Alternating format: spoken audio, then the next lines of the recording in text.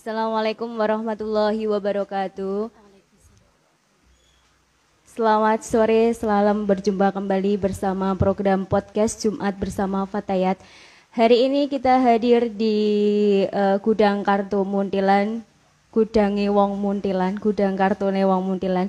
Terima kasih untuk Mbak Vita Gudang Kartu dan juga Pak Adel yang telah memfasilitasi kami untuk bisa melaksanakan dan melangsungkan program Jumat Fatayat ini dengan lancar. Terima kasih banyak, semoga menjadi amal jenengan berdua, amin.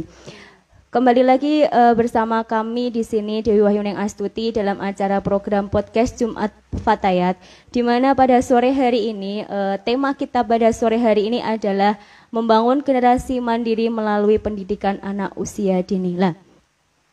Di samping kanan saya sudah ada narasumber yang tidak kalah hebatnya dari narasumber-narasumber sebelumnya, di mana kita akan mengulik tentang bagaimana kita bisa mendidik anak kita dengan mandiri dari anak usia dini. Nah, sebelum kita melaksanakan bincang-bincang kita pada sore hari ini, kita kenalan terlebih dahulu dengan narasumber kita pada sore hari ini. Monggo Mbak Nita Vidyawati. Selamat sore Mbak Nita.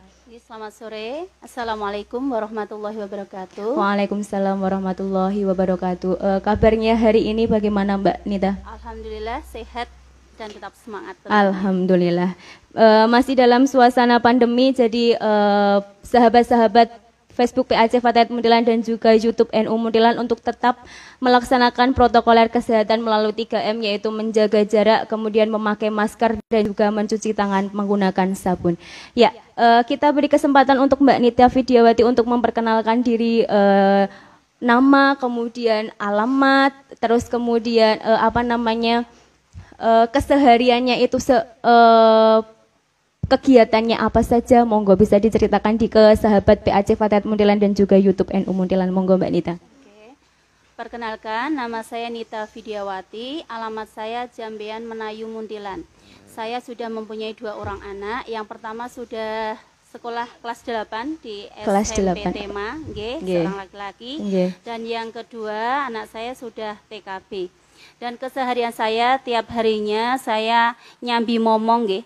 Jadi saya momong sekaligus menjadi pendidik di kelompok bermain Nurussalam Jomboran Keci Muntilan. Ya, kelompok bermain Nurussalam Jomboran Keci Muntilan. Oke. Untuk sahabat-sahabat PAC Fatayat Muntilan dan juga YouTube NU Muntilan, bila mana mempunyai anak yang masih usia dini, boleh nggih dititipkan di PAUD Nurussalam di Jomboran Keci Muntilan. Nanti untuk info-info selanjutnya bisa langsung kontak langsung dengan sahabat Nita. Kemudian selanjutnya, pertama kali ikut Fatayat kemudian berkecimpung di Fatayat itu dimulai dari kapan Mbak Nita? Itu sekitar tahun 2016. Ya, waktu itu saya kan dikenalkan sama sahabat Siti Faisah. Dilala itu satu RT, jadi ini kami selalu berkegiatan bersama. Terus selanjutnya saya diajak itu untuk kegiatan Fatayat. Pertamanya itu kegiatan di luar, ikut selapanan itu diajak dulu. Ya. Oh, yang itu ya, selapanan PAC yang ke ranting-ranting. Iya. Awal-awalnya itu. Pertama kali mulai selapanan ting pundi Mbak? Di mana ya waktu itu ya? Sebelum mana itu udah. Iya. Terus napa niku pas waktu itu belum ada rapat anggota nggih. Jadi di dusun Jambean itu pertama kali dibentuk kelompok anak ranting Jambean. Terus itu yang terpilih sahabat Faisah. Terus saya kemana-mana ikut ngombyongi ngoten niku nggih. Jadi bermula dari keikutsertaan di selapanan PAC, kemudian dari PAC membentuk kelompok ranting, kelompok anak ranting Jambean yang kemudian ketuanya adalah Mbak Siti Faisah. Oh, itu melalui pemilihan langsung waktu itu nggih. Pemilihan langsung waktu itu nggih. Bu Muhajiroh Turba langsung ke nggih. Waktu itu sahabat Muhajiroh kali sahabat Khair. Enggak salah, nggih. Ya, itu tadi sekilas tentang keikutsertaan Mbak Nita Vidyawati di bermula ikut di Fatayat seperti itu. Kemudian menyapa teman-teman yang ada di Facebook PAC Fatayat Muntilan dan YouTube NU Muntilan untuk silakan memberikan salam, sapa, komentar di kolom komentar di FB PAC Fatayat Muntilan. Boleh juga menanyakan tentang tema kita pada sore hari ini, yaitu membangun generasi mandiri melalui pendidikan anak usia dini. Ya. Sudah ada Mbak Yayu Mailani dan Amanda Asifa yang sedang menonton bersama kita pada sore hari ini. Selamat sore Mbak Yayu dan Mbak Amanda Asifa. Semoga acara kita pada sore hari ini memberikan manfaat untuk kita berdua terutama, dan juga khususnya bagi pengguna atau sahabat di Facebook PAC Muntilan dan juga YouTube NU Muntilan.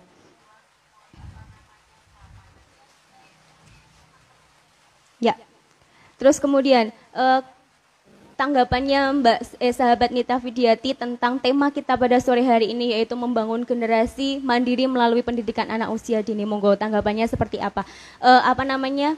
Bagaimana cara kita untuk mengelola atau mendidik anak kita untuk agar menjadi anak yang mandiri sejak usia dini. Monggo Mbak sahabat Nita. Terima kasih. Selama ini kami di PAUD bersama-sama usayah yang lain, cara mengelolanya adalah memberikan kesempatan anak melakukan kegiatan yang dia inginkan. Selama itu tidak berbahaya, mungkin cukup kita awasi saja. Jadi biarkan anak itu mengeksplor, dia mau apa, dia mau bagaimana, itu terserah, yang penting dia tidak berbahaya, seperti itu. Terus untuk untuk melakukan kemandirian kepada anak itu bisa kita lakukan saat anak melakukan apapun, termasuk dengan cara dia makan. Mulai dia makan usia umur 3 tahun itu dia harusnya sudah bisa makan ya. Harusnya sudah bisa makan sendiri, makan sendiri, cara memegang sendok yang benar seperti apa, walaupun masih berantakan, masih tapi nggak apa-apa, itu awal dari pendidikan gitu ya.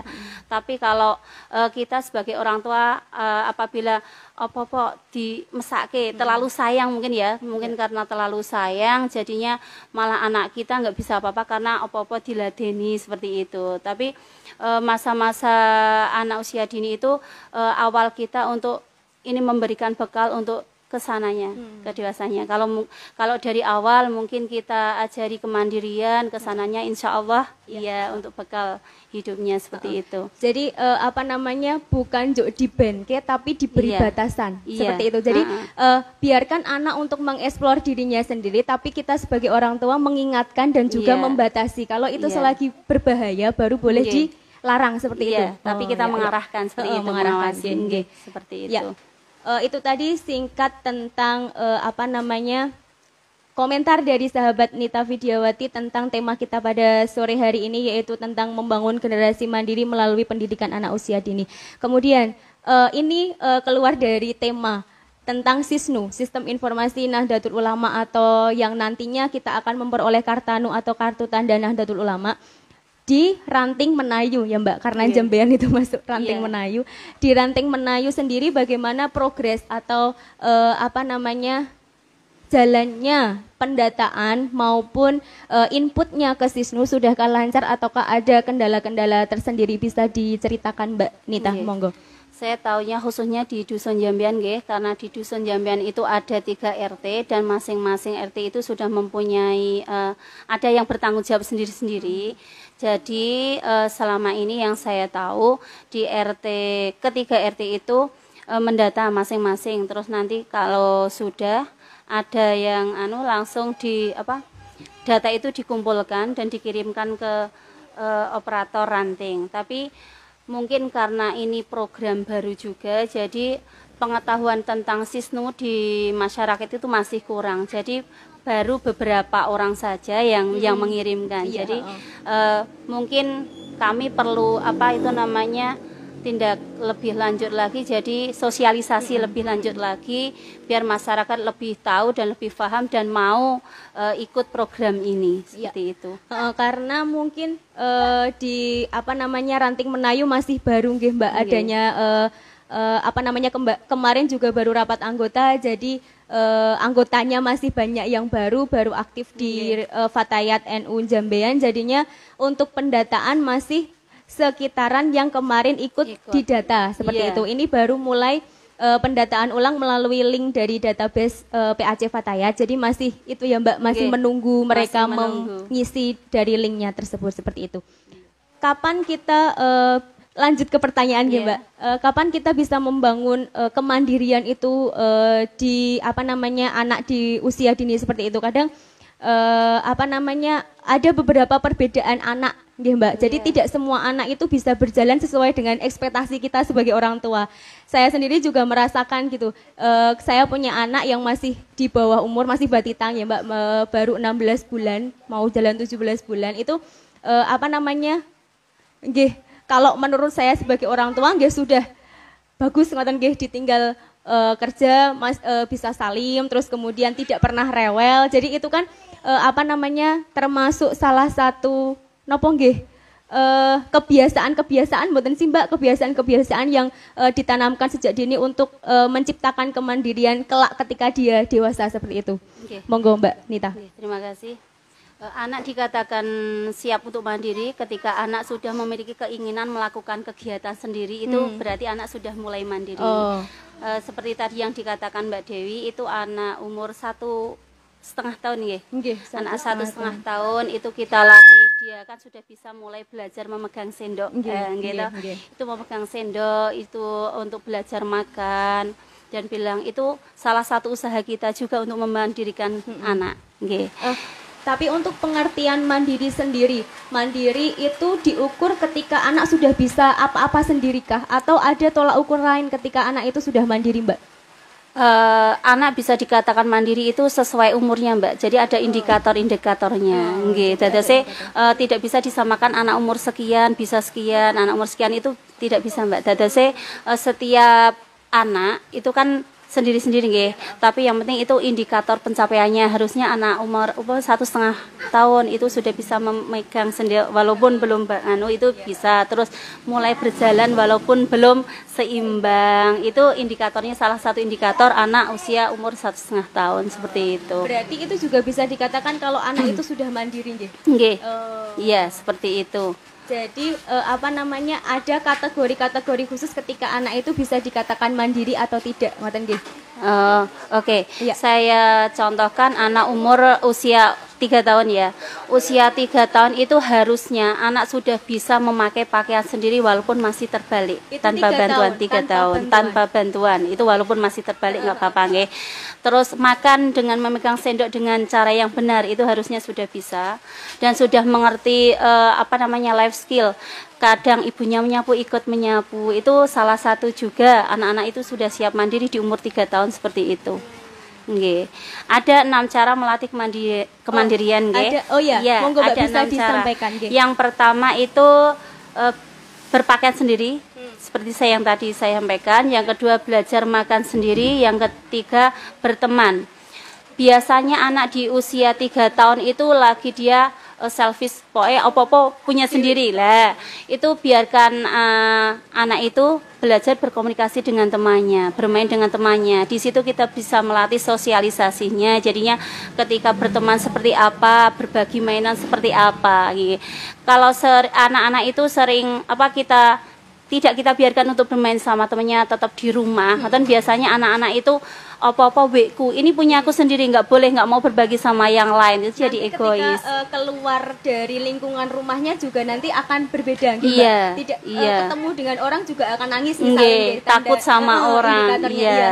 Iya, salah satunya itu tadi yang nomor 3. Yang nomor 4 melatih bahasa. Sering kita ajak bicara, sering kita perkenalkan kata-kata baru mungkin seperti itu. Yang kelima membersihkan rumah, kita bantu. Seandainya kita mau mencuci piring, bantu raketong menaruh apa itu salah satu cara untuk memandirikan anak juga. Yang keenam mengatur jadwal tidur. Biasanya anak-anak di bawah 5 tahun itu masih tidurnya 2 kali dalam 1 hari. Jadi kita biasakan jamnya tidak nabrak sama jam tidur. Umpama pas ini jam mandi, berarti kamu harus bangun sebelum mandi. Jadi diatur jadwalnya seperti itu. Jadinya biar pas harusnya sudah bangun kok anak ini masih bobok. Jadi kan jadwalnya bisa tabrakan seperti itu. Jadi itu 6 cara untuk memandirikan anak. Kalau tidurnya 2 kali dalam 1 hari itu harus itu bisa didisiplinkan itu mulai dari umur berapa Mbak? Kita umur 3 tahun itu biasanya anak jam 9 pagi itu sudah mulai ngantuk, sudah mulai nyusu. Itu awal-awal masuk mungkin nggak apa-apa ya, jadi lama-lama susunya kita kurangi biar jam bubuknya juga mundur. Ya, paling enggak ya jam 11 sampai zuhur, terus nanti sore gitu seperti itu. Oke. Itu tadi penjelasan dari sahabat Nita tentang bagaimana cara membangun, kemudian ada kriteria apa saja melatih untuk kemandirian anak, sudah dijelaskan dengan jelas sekali. Pendidikan anak usia dini itu memiliki peran yang penting ya Mbak untuk jadi pondasi awal sebagai nanti anak itu akan jadi seperti apa, itu kan dari pendidikan anak usia dininya. Jadi ketika orang tua itu nanti sudah memiliki seorang anak, nanti kan anak itu akan dididik sedemikian rupa sehingga nanti besarnya akan menjadi seorang yang mandiri dan berguna bagi masyarakat sekitar terutama, dan juga berguna bagi dirinya sendiri. Ya, dalam masa pandemi ini Mbak, di pendidikan anak usia dini itu kan ya mestinya libur nggih, mboten ada pembelajaran tatap muka, tapi untuk pembelajaran yang daring itu masih dilaksanakan gitu. Lah, terus bagaimana cara mengontrolnya atau cara mendidik? Biasanya kan kalau di sekolahan itu kan ada gurunya. Ada gurunya, nanti ketika anak itu sudah ada di situ patuh sama gurunya, dia akan mandiri bersama gurunya. Nanti ketika kembali lagi di rumah itu sudah beda lagi. Bagaimana cara mengontrolnya ketika anak itu sedang berada di rumah bersama orang tuanya seperti itu? Kami dari pendidik mempunyai kegiatan-kegiatan yang menarik yang kita kirim setiap harinya ke grup ya, wali. Ya. Jadinya setiap harinya ada kegiatan-kegiatan menarik yang tujuannya untuk mengalihkan mungkin dari gadget juga, mungkin karena terlalu banyak main juga gitu, kita berikan kegiatan-kegiatan yang menarik. Terus itu setiap harinya kalau kita di sekolah pasti ada kesepakatan main. Jadi mungkin salah satu cara untuk orang tua agar anak mau mengikuti aturan-aturan main, jadi kita buatkan aturan-aturan main seperti itu. Jadi dari sekolah sudah ada rambu-rambunya seperti itu. Ada aturannya seperti itu. Jadi salah satunya biar anak mau mengerjakan sampai tuntas seperti itu. Iya. Oke, jadi tetap masih dalam pengawasan orang tua dan juga sekaligus gurunya di masing-masing ya, seperti itu. Ya, kembali lagi kita ke ini untuk meningkatkan kemandirian siswa, kemandirian anak. Di rumah misalnya, ketika anak itu menginginkan sesuatu, biasanya orang tua mengajarinya untuk menabung terlebih dahulu dari 1.000, biasanya jajan 2.000, kemudian yang 1.000 itu ditabung nanti untuk membeli yang dia inginkan. Tapi ada anggota keluarga yang lain yang tidak sepaham dengan itu. Misalnya neneknya atau kemudian bapaknya sendiri ataupun orang Pak D-nya dan lain-lain. Mbok toko ditumbas ke atau mau arek tumbas koyo ngono kok dadak ngenteni nabung lah. Cara mengatasinya seperti itu bagaimana, Mbak? Kita kan tidak mungkin untuk mencegah orang itu, maksudnya yang lebih tua dari kita untuk mosok arek ngandani mbah ne kan tidak, maksudnya ora tekan ngoten nggih. Terus bagaimana cara mengatasi kepada anaknya, memberikan pemahaman kepada anaknya bahwa ini itu cara untuk kamu bisa melatih mandiri, bukan untuk ibu ki saged numbaske, tapi kan ketika kamu sudah nabung hasilnya akan lebih memuaskan diri kamu sendiri, seperti itu, Mbak. Ya. Itu yang biasa terjadi di masyarakat. Jadi pola asuh yang berbeda itu bisa merusak anak, memang seperti itu. Jadi orang tua maunya seperti ini, terus mbak seperti ini, jadi anak jadi bingung toh mau ikut siapa. Tapi biasanya anak kan memilih yang paling aman bagi dia. Tapi salah satu tadi yang disampaikan Mbak Dewi, cara untuk seandainya dia punya keinginan ingin membeli apa-apa itu, ya betul seperti itu. Jadinya kita ajarkan anak untuk menabung jadi satu. Jadi kita memberikan pengertian ke anak seperti ini. Tidak selamanya ibu bapak itu punya uang. Jadi seperti itu. Jadi mulai sekarang seandainya adik pengen membeli sesuatu apa, nanti adik nabung dulu. Nanti kalau sudah cukup, nanti ibu tinggal nambahin berapa seperti itu. Jadi lebih memberikan pengertian ke anaknya. Kan tidak mungkin kita kan langsung kembah, ya itu kan ya, seperti itu. Jadinya kita lebih menekankan kepada anak untuk lebih belajar menabung untuk gini seperti itu. Tapi nanti ketika sudah diberikan nasihat seperti itu, dianya itu lebih memilih aku tak nganu nenggon Pak Deku apa nenggon bapakku, mesti nenggon bapakku apa Pak Deku langsung diparingi nek kalau ibu mboten lah. Mengatasi seperti itunya bagaimana, Mbak? Mengatasi seperti itu kita berikan pengertian sama anak. Adik kan anaknya ibu, harusnya kan nurunnya sama ibu seperti itu. Kan kita harus lebih pintar daripada anak. Iya, kita harus lebih pintar daripada anak. Iya. Kalau dituruti seperti itu lama-lama gitu Mbak, pasti anak larinya cari yang posisi yang lebih aman bagi dia, lebih nyaman bagi dia seperti itu. Iya. Terus kemudian kalau ini Mbak, mendidik anak dengan cara memberikan hadiah dan juga hukuman, itu menurut jenengan efektif atau tidak? Ketika anak sudah mencapai apa yang dia inginkan langsung diberi hadiah seperti itu. Ketika anak melakukan kesalahan, hukumannya bukan yang hukuman yang secara fisik mboten, tapi hukuman yang lebih ke arah yang positif. Misalnya hafalannya biasanya cuma 1 surat, kemudian ketika dihukum menjadi 2 atau 3 surat. Lah, bagaimana tanggapan jenengan ketika orang tua seperti itu? Terima kasih. Itu sangat pas sekali menurut saya. Ya, jadi anak punya motivasi biar dia lebih baik lagi dan dia bisa tahu, oh, aku dihukum karena aku salah. Jadi dia lebih mempunyai tanggung jawab untuk melakukan yang lebih baik lagi seperti itu. Iya. Oke. Terus kemudian ini curhat ya, Mbak. Jadi saya itu kan ibu rumah tangga, punya kesampingan bekerja di luar seperti itu. Jadi anak itu ketika hari efektif itu ditinggal dari jam 7 saya berangkat, kemudian pulang paling lama itu jam 2 sampai setengah 3 sampai rumah. Nah, di rumah itu kan cara mendidik saya sama bapaknya itu kan punya visi dan misi yang sama seperti itu. Nanti ketika keluar itu kan sudah beda lagi. Nanti ketika masuk di dalam rumah, terus kemudian dia melihat orang-orang sekitar seperti itu yang notabene-nya kadang tidak sesuai dengan apa yang kita inginkan seperti itu. Kadang sampai rumah, loh kok adik sakit ngoten saking pundi sak ngoten niku. Kemudian kok sakit ngerebut ngoten niku sing marahi sinten, padahal kan bapak ibu mboten ngajari ngoten niku lah. Terus apa sih benteng yang paling kuat di dalam keluarga ketika anak sudah keluar itu tidak goyah seperti itu? Itu kan perlu penanaman sejak dini ya Mbak ya. Monggo bisa dijelaskan. Jadi lebih banyak komunikasi, lebih perbanyak komunikasi. Jadi biasakan setiap kali anak pulang main, kita pulang kerja, quality time ya. Jadi kita tanya anak, mulai kegiatan tadi ibu tinggal, apa saja kita tanya, terus berikan reward untuk dia, seperti itu. Jadinya jadikan kita sebagai teman untuk anak. Jadinya anak melakukan apapun itu tidak akan takut bicara cerita sama orang tua. Jadi intinya komunikasi yang lebih baik lagi, membangun komunikasi yang lebih baik sama anak. Jadi komunikasi nggih pondasi yang paling kuat di dalam keluarga dengan anak yang mungkin tidak selama 24 jam membersamai anak seperti itu nggih. Ya. Terus kemudian ada lagi bagaimana ketika di dalam sebuah keluarga itu belum adanya kesepakatan bersama. Kadang ibu pengen ngene, bapak pengen ngene, mbahne pengen ngene. Lah, anaknya bingung.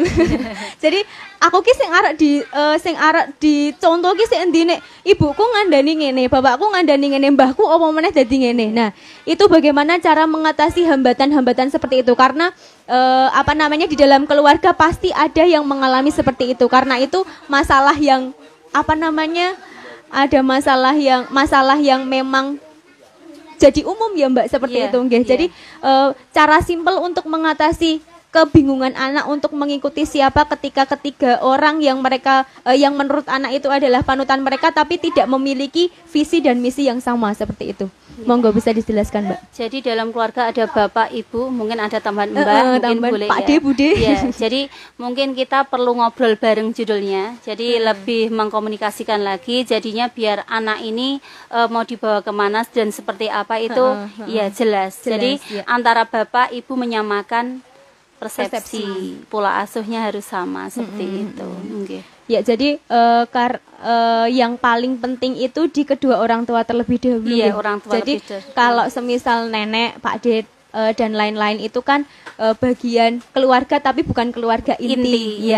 Jadinya jadi perlu ngobrol secara langsung apa namanya, kita itu pengennya mendidik anak itu seperti apa, seperti itu. Ya, jadi biar tidak ada kebingungan berpikir anak seperti itu ya Mbak. Apalagi anak di usia dini seperti itu. Ya, untuk pembiasaan yang paling simpel untuk orang tua ketika anak itu menginjak paham, maksudnya paham itu sudah bisa berjalan sendiri, mulai belajar bicara dan lain-lain. Keteladanan atau kedisiplinan apa yang paling penting, paling dasar sebelum dia masuk ke pendidikan formal pada umumnya, itu apa saja Mbak? Pembiasaan yang apa namanya, simple tapi itu memberikan dampak yang bagus ketika nanti anak masuk ke jenjang pendidikan. Itu melalui ucapan kita ya. Jadi jangan sampai kita izin atau mengucapkan terima kasih, terima kasih, minta maaf, minta maaf, tolong, seperti itu hal-hal kecil mungkin yang kurang kita sadari, tapi itu efeknya luar biasa sekali, terhadap anak seperti itu. Jadi dan kita adalah contoh kita adalah contoh, jadinya berperilakulah yang baik. Jadinya anak itu kan meniru.